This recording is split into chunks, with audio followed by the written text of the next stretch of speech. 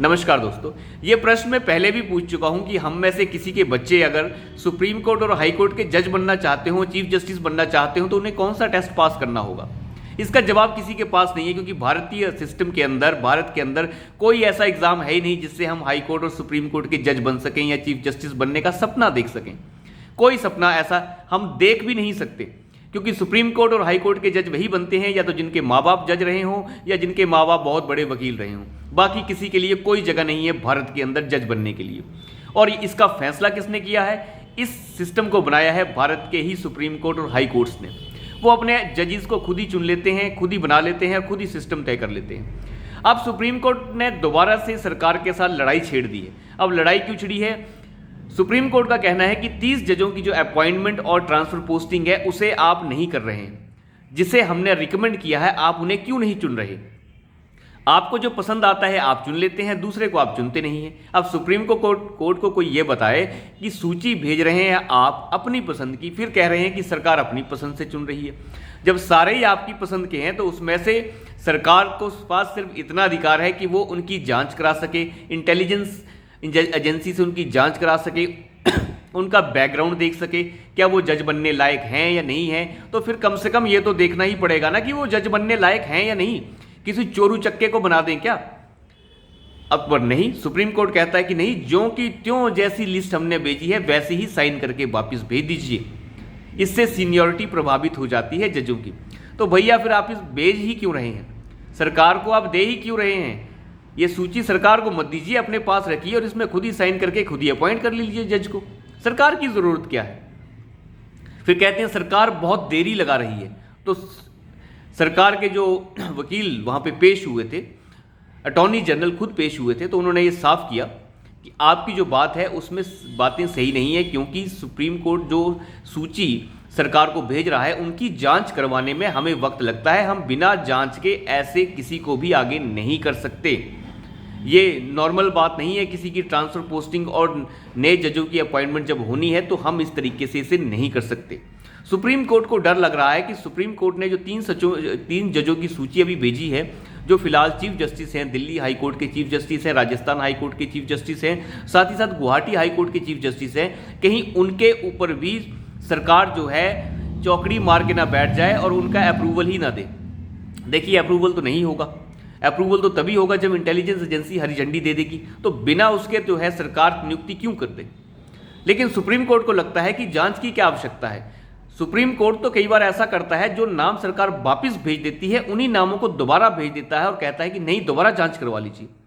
अरे भैया, दोबारा जांच करवाने का क्या मतलब है? जब एक बार जांच हो गई और वो आदमी सही नहीं पाए जा रहे हैं तो क्यों जांच करवाने? कम से कम सरकार के पास ये अधिकार तो है देखने का कि वो जो जज जिसे आप बनाने की बात कर रहे हैं, क्या वो बायस्ड आदमी तो नहीं है? क्या वो एक तरफा बात तो नहीं करता?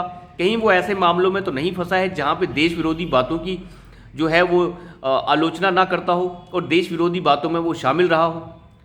क्या हम कपिल सिब्बल को चीफ जस्टिस या कोई जस्टिस बना दें? अगर आप चीफ जस्टिस कहेंगे कि कपिल सिब्बल को बना दीजिए, प्रशांत भूषण को बना दीजिए, जो लोग ये कहते हैं कि 370 जो है वो लागू हो जानी चाहिए दोबारा से, और कश्मीर जो है भारत का हिस्सा है ही नहीं, ऐसा बोलते हैं ये प्रशांत भूषण जैसे लोग। कहते हैं जनमत संग्रह करा लीजिए।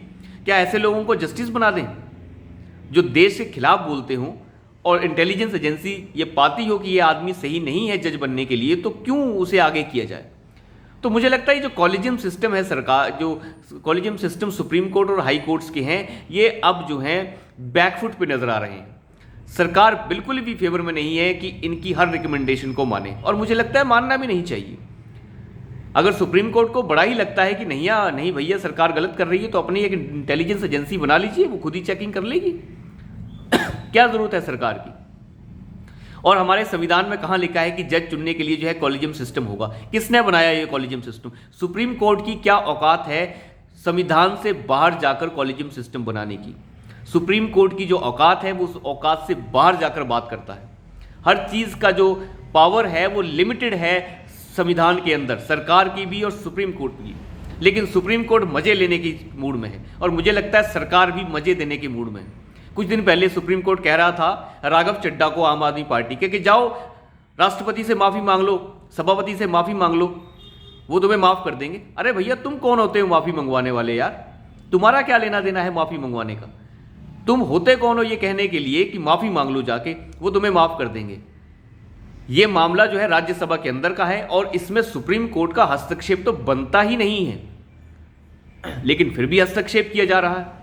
मैं आपको याद दिला दूं 2004-05 के आसपास जिस समय कैश फॉर क्वेरी का मामला आया था, जैसे महुआ मोइत्रा का है, उस समय भी आया था और 4-5 सांसदों को निष्कासित कर दिया गया था। उस समय के सभापति ने सुप्रीम कोर्ट को एंटरटेन और जवाब देने से ही मना कर दिया था कि आपका ये मामला ही नहीं है, कृपया यहाँ से जाइए, हम आपके ऊपर ना आपकी बात कोई सुनेंगे, ये हमारा इंटरनल मामला है।